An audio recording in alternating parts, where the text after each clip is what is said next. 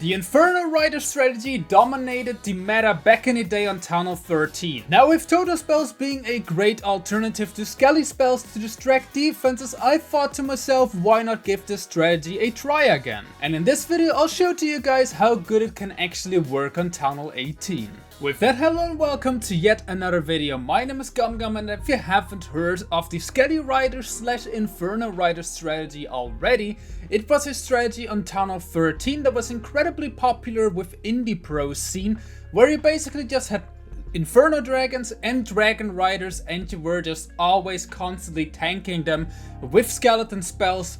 Because on Townhall 13, single target Inferno Towers were incredibly popular, and what is of course the best counter to single Inferno Towers? It's of course skeleton spells. Now with a lot of splash damage which we have on Townhall 18, it is of course not too easy anymore to use skeleton spells, but with that the totem spell of course comes into play, and against those multi-Inferno Towers we also have a healing spell which I built into this army, because of course those Inferno Dragons, they do so much damage. They basically do not need a rage spell like you would for example have with normal dragons. So of course this strategy looks incredibly similar to the attack strategy we already covered a few weeks ago from Gaku, where you have like dragons in combination with dragon riders and a bunch of totem spells. But I thought to myself, why not just try it out with Inferno Dragons and see how that's also able to work, and also to have a little nostalgia, because mass Inferno Dragons is not something you see very often in the Townhall 18 meta. And with that, let's just dive right into the first replay where we have this, I would say, very common Townhall 18 base. Well, you've probably seen it, or at least the base type you've seen it multiple times already, because this base type is just incredibly popular, and you also know, if you watch the latest videos, you know how to attack it with dragons, and that's just you funnel one side with the flame flinger and then the other side with your heroes, and then just send in your dragons in between. So of course, if that's the case with normal dragons in combination with dragon riders, it is going to be the same with Inferno Dragons as well. And also, if you want to see some more, or if you have some other OG strategies which you would like to see, then just write them down in the comments, because I thought it's maybe quite a fun idea to test out those older strategies on Townhall 18. Like for example, here we have the Inferno Rider strategy, just with a little twist with the totem spells instead of the skelly spells, to see if it can work on Townhall 18. And maybe we can also try some other strategies, like for example Go Wipe, or I don't know, we can also maybe try a Queen Charge, or for example maybe also Witches or a Witch Lap or whatsoever. Just write down in the comments what you would like to see next, which OG strategy is you find interesting to see, whether I can make it work at Townhall 18 with a little twist. Just let me know down in the comments, and I will see if I can do that in an upcoming video. But let's just take a look at how those Inferno Dragons are able to make the way through the base. Of course, we're just going to send a few Cocoloons and then send in all of our Inferno Dragons. And then of course, we send in our Dragon Riders afterwards. We use the Minion Principality relatively early on, and then we're of course going to use the Grand Warden's Eternal Tome very soon to just, well, cover that little bit of damage. Because, to be honest, the biggest problem with like Inferno Dragons compared to dragons is they just really do not have too many hit points. So you really cannot use that, you cannot delay that Eternal Tome for too long, because your Inferno Dragons are just going to go down. And that's something you're going to see within the Legends League attacks in a little bit. Because of course also did in the Legends League, because, well, this attack, you cannot really compare it to Legends League. This is of course a clan war attack, and just take a look at what kind of overkill this is. Like, basically 0 Inferno Dragons went down, because there is just basically not enough damage, especially if you use totem spells, which is of course the case in Legends League, but let's take a look at that right now. And now let's take a look at how it's going to work out in Legends League. And in Legends League, you just really have to watch out with that damage, and you really need to use your Grand Warden's Eternal Tome sooner than later. So the thing I found out to be best is you first use the Grand Warden's Eternal Tome, And then afterwards, when the Grand Warden's Eternal Tome wears off, that's when you're going to use the heal spell. You can also use the heal spell in combination with the healing tome. We of course have the healing tome as well as the Eternal Tome on top of our Grand Warden. And just to give the Inferno Dragons just a little bit more healing, especially if you're like going against 3 or like multiple multi-Inferno Towers like it is the case on this base. That extra healing just does a lot of work. It is just really, really helpful. And let's just quickly not talk about this totem spell. This totem spell was a complete waste. I thought, okay, I have to tank the Expo. Well, it didn't work out too well because I misplaced my totem spell. But hey, my Flame Flinger still got quite a bit of value, did the funneling on the bottom side, and then King and Queen come in from the right hand side of the funnel, and an Inferno Dragon straight through the middle. And of course, what you're going to see, those Inferno Dragons, they do so much damage. So as I already said, they don't need any rage spell. Like the attack strategy I covered a few weeks ago, or like in the one of the latest videos, you have a rage spell for those dragons, which is of course also very good. But with the Inferno Dragons, you don't need it. So you can have a heal spell, which is like supporting those Inferno Dragons incredibly much. And now, what you want to do, you want to use that that Grand Warden's Eternal Tome as soon as possible when there is like a lot of damage on top of those Inferno Dragons, because they're going down incredibly fast if you're not watching out. And then afterwards, you can just use that heal spell, you can just use the remaining of your totem spells. So it's, when it comes to attack, it's incredibly similar to the attack with dragons. So like with normal dragons, the normal Hydra strategy with the totem spells, you use a few totem spells early on, you do the exact same flame flinger for funneling, you do the exact same heroes for funneling, but instead of normal dragons, you just have Inferno Dragons. And I would say, is it better? Not necessarily. Is it worse? Maybe. Can it work? Yes, of course, you see it. It can work. It can also work in Legends League. But if you like just bored of doing the exact same strategies over and over again, because I would say the two top strategies currently are, of course, you have Meteor Golems and you have Dragons with Dragon Riders. And this is surely a fun alternative you can use if you want to. And now let's also take a look at how it's going to work out on a Diamond base once again in Legends League. So we have those Legends League modifiers that are just doing so much damage, and therefore, once again, as I already said, you really need to watch out with those Inferno Dragons because they go down incredibly fast.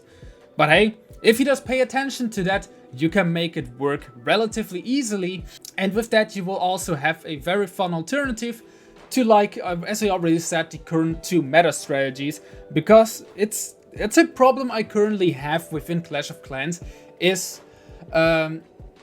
I don't know if you feel like the same, but it's incredibly monotonous. Like, it is always just you have to attack the same bases with the exact same strategies because, well, of course, other strategies, like for example this one, they can work.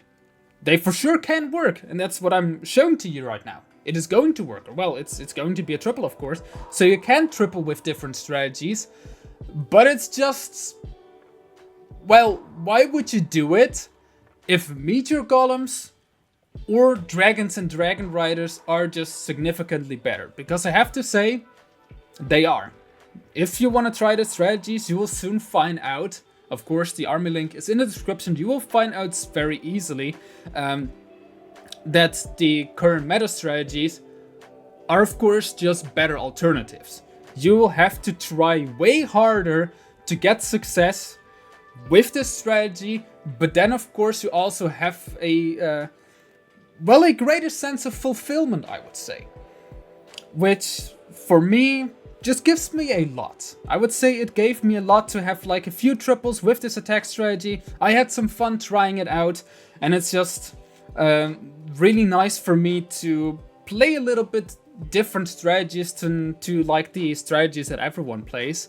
But hey, if you just want to have a lot of success and you want to push as high in Legends League as you want, then surely don't just play Meteor Golems or play Dragons and Dragon Riders with totem spells, because to be honest, it's going to be better.